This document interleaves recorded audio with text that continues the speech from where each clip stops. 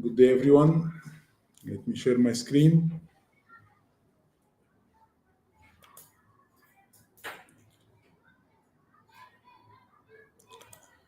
So today's topic, it's about risk management. And to be specific, is about risk assessment. Now, before showing you a step-by-step guide on how to conduct a risk assessment, we need to understand that security is all about risk management. Security is not a step-by-step guide that you can implement in any organization, any place. No, it all depends on what risks the organization is facing. That's why different security control will change from one organization to another, depending on the risk. So if you want to master this domain, if you want to get the right knowledge about the proper way for implementing security in any organization, you need to understand risk management very good. And I will not take this topic theoretically. I prefer to show you that practically how we are doing it. And regardless if you are from an IT background, technical background, or a governance background, understanding risk management process and understanding risk assessment will definitely add to your skills. So let's start with how to conduct a risk assessment. Of course, there is steps that need to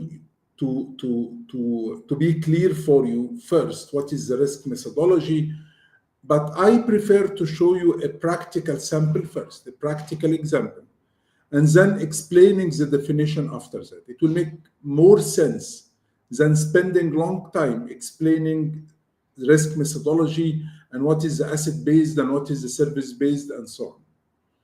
So risk assessment is actually one of the risk management steps. And what we are doing in risk assessment is we identify what are the risks that this organization is facing, and accordingly decide how can we mitigate those risks, how can we treat the risk. So let's take it in a very simple way, in a very simple example. If we are dealing with a small company and we want to allocate some budget to implement security in this organization, regardless this organization is providing what exactly. I mean, it could be a small service organization, it could be a large organization, regardless of what kind of organization is it. But we need to identify what kind of risks they have and accordingly decide what will be the security control. So here is how we do that. First of all, the sheet that I'm showing you right now is a sample of a risk assessment document, or a risk assessment, or a risk register to be more specific. So as you can see, first, what we need to do, we need to identify the risk source. Guys, bear with me, and I will take you from the fundamentals till you will be able to conduct a full risk assessment. It's not that complicated, it's more logic than anything else. So when I conduct a risk assessment, I need to align this risk with some kind of asset, information asset. So risk is not that generic. I mean, I need to identify what are the risks associated, for example, to this specific server, or to this laptop, or to this database, or to those people, any kind of information asset, or to this services. The organization may provide some services to their customer, and we identify the risk associated to this service. So you need to work based on a specific way. So to simplify the process, we're going to start by doing that based on asset, information asset. So what I need to do, I need to understand what kind of information this organization has. They have few databases, they have few applications, they have few servers, routers, anything that may include information. It's an information asset. So for example, this organization, in the source risk, I will write, for example, laptop, or user or Bob laptop. This is the information asset that I try to identify the risk for it. And I will repeat that for different assets, for the servers, for the routers, for the database, for the application, and so on. So, but for simplicity, let's assume that I do have a laptop. And this laptop includes very important information, customer information, contract information, and so on. Then we identify what we called vulnerabilities. And vulnerabilities mean weakness. So for example, if this laptop doesn't have an antivirus, what do we call that? This is called vulnerability. It's not risk, it's a weakness. If this laptop, we don't update the operating system frequently, this is a vulnerability. So we need to distinguish between three different terminology here: vulnerability, threats, and risk. So the vulnerability is the weakness. For example, no antivirus installed. This is called the vulnerability. No updates. This is a vulnerability. No business continuity or disaster recovery plan. Whatever missing, this is called a vulnerability. Okay, let's take the first one, for example. Not having an antivirus, this is a weakness, okay? What could go wrong because not having an antivirus on my machine? What could go wrong? I can get virus infection, virus or a ransomware or whatever malware I may get on my machine. What do we call that? This is not a risk. Getting a virus is not a risk. This is a threat. Threat means what could go wrong because of vulnerability or having this weakness. So another example, if I don't have no firefighting equipment, this is a vulnerability. What could go wrong because of not having firefighting equipment? A fire may happen, right? So it's important to figure out, or it's important to distinguish between the vulnerability and threat, okay? Now, the vulnerability is not having an antivirus. The threat is a virus infection. If I got a virus infection on this very critical asset or information asset, what will be the results? I mean, if I don't have an antivirus and I end up having a virus or a ransomware, what will be the result? Okay, for example, I may lose data, loss of customer. It may, or I may have financial impact, legal issue. It depends. This is actually the risk. So the risk is usually the results we are getting from a specific vulnerability getting exploited or is threat. Okay. Now, before resuming the explanation about risk, I know that some of you may consider, okay, how can I figure out what are the vulnerability related to a specific asset? Because definitely vulnerability related to a laptop will be different than vulnerability related to people, will be different than a vulnerability related to a software. So do I need to have some kind of previous experiences there to be able to identify vulnerability and threats? At the beginning, no. There is some resources that I'm going to show it to you that will help you to start conducting risk assessments. We will see that today. But just try to understand the different element of a risk assessment. What is the vulnerability and what is the threat and what is the risk? And as I told you, risk is usually the result. Okay. For example, when we spoke about not having a firefighting equipment, this is a vulnerability. What could go wrong because of that? We may get a fire. What is the risk in this case? There could be loss of life, financial damage, legal issue. This is the risk. Okay. So those are some of the elements inside the risk. About the vulnerability and threats and even the asset, usually it's not hard to identify them, and I'm going to show you how we are doing that realistically within a few minutes. Okay. Now, before resuming or continue what we are talking about, keep in mind not all vulnerability may have a threat. For example, I may not have an antivirus on my computer or laptop, but I'm not connected to any network. I don't have a USB. I'm not connected to any public network. I don't have a network adapter or a network card in my, so it could not connect to the internet or anything like that. So I may have a vulnerability, but I don't have a threat. I may have an open port, but no service is running on the port, so it could not be hacked or it could not be exploited. So not all vulnerability will have a threat. Now, moving to the part that really need effort from your side, which is the likelihood and impact. This is usually your work. Your work is always in this part, likelihood and impact. Okay. So the likelihood is the probability of having this vulnerability exploited. You know, what is the probability of getting a virus? Now, you cannot figure it out yourself. You need to collect information. So, for example, if I'm the owner of this laptop, and you need to figure out what is the probability of having a virus, you will ask me a question. For example, are you using a lot of USB? Are you downloading a lot of program from the internet? Are you making sure that this USB is from a known source? When you download the program, do you check or do you verify the URL, or is it a trusted URL or not? If you got an email from an unknown source, not a business related, do you click on the link inside? If my answer to all those questions was yes, I'm using a lot of USB, and whoever giving me a USB, I will use it right away. I don't scan it from any source. I will use it, and I'm downloading program all the time, more from any website.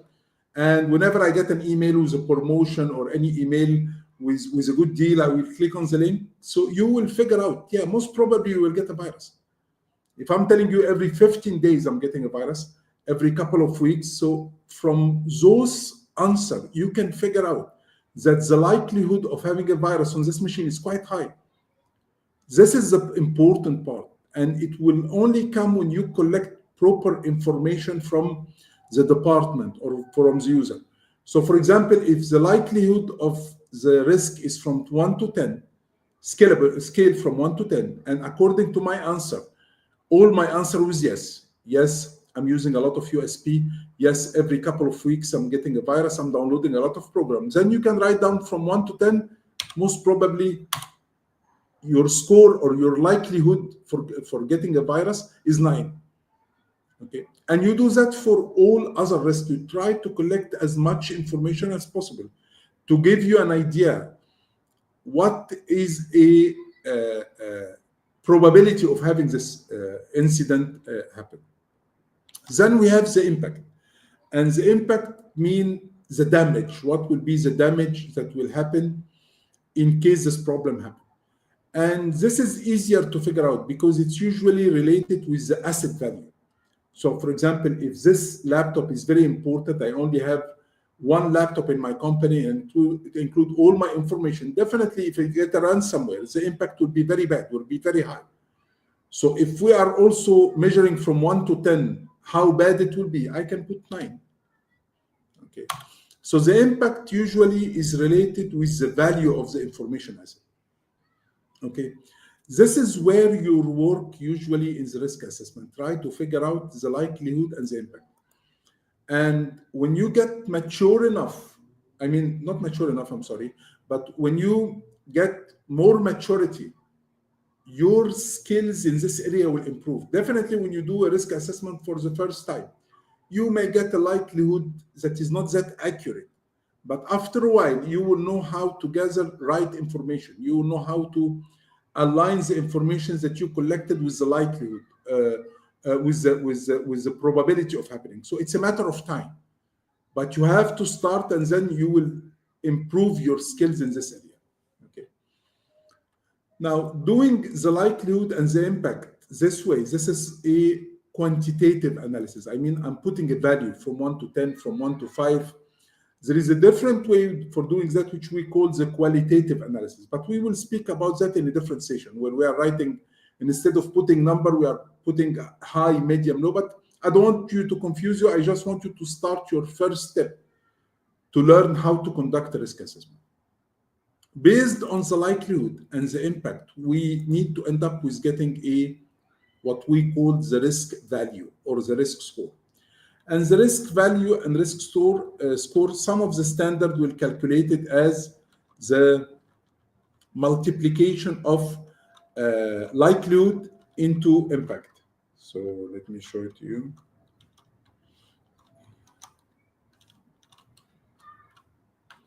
Equal.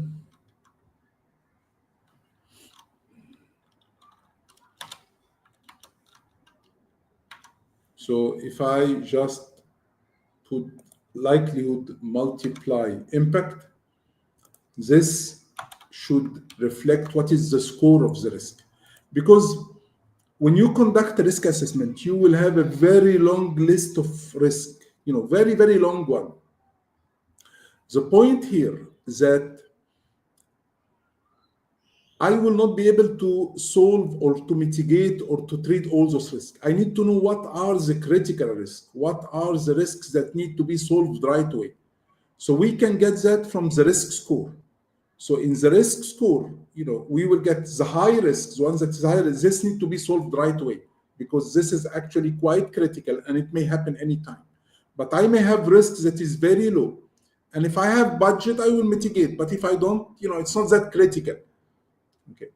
Now, considering that risk equal likelihood multiply impact, and I get the risk score is 81. Getting a virus is 81 as a risk. Now, is it a high risk? Is it a medium risk? Is it a low risk? Okay. I cannot tell. I need to have what we call a risk heat map. So I need to have some kind of legend telling me that risk from, for example, 70 to 100 is high, while from 70 to 50 is medium, for example. And this is all we will know how we do it. How can we have a risk heat map to measure if the risk is 81, is it high or medium or low? Okay. This is a very simple way of conducting a risk assessment. Now, as I just mentioned, keep in mind, your effort will be mainly in the likelihood and impact. While when it comes to assets, identifying the asset, this is done by the department itself. It's not, we are not the one who identifies the information asset. We explain to the company what is an information asset, and we get from them an information asset inventory. And we're going to talk about that in a different session. Okay. What about the vulnerability and the threat? Regarding the vulnerability and threat, if you are a beginner in that and you don't know how to identify the vulnerability related to different assets, you can start by using any standard. For example, ISO 27005. There is different standard, and I will upload few of them in the free resources on our website, infosec4tc.com. If you go to this, any standard, it could be ISO 27005 or NEST or other standard, and you go, for example, page 52 in this standard, you will find here different kind of vulnerability and threats related to different kind of information asset. So, for example, if your asset is a hardware, like a server or a computer or any hardware, those are some of the common vulnerability. Insufficient, for example, insufficient maintenance or lack of maintenance, not having a business continuity and disaster recovery. So you will find here the common vulnerability related to this type of asset and the common threats. And all you have to do, if you start in risk assessment, all you have to do just to validate, for example, if the vulnerability is lack of maintenance, then you validate, you ask the custodian of the system, are you doing maintenance to the servers or not? Show me a maintenance record, show me the maintenance contract. So all you have to do is to check, is this vulnerability applicable to the asset or not? And if so, this is the relevant threats. And this go for most of the assets. So here we have the hardware asset, here we have a software asset, network assets, and finally people asset. So if you just started in this field, if you just started in this area for risk assessment, you can start with something like that to identify vulnerability and threats. It will give you some kind of basics knowledge, and then you can start fine-tuning your knowledge. In our next live streaming, I will show you how to conduct a real risk assessment based on what we learned today. So the templates that I used in my risk assessment today and the standard and the list of the common vulnerability and threats, this all are found for free in our free resources. Feel free to log in and download whatever you feel it will help you to understand more.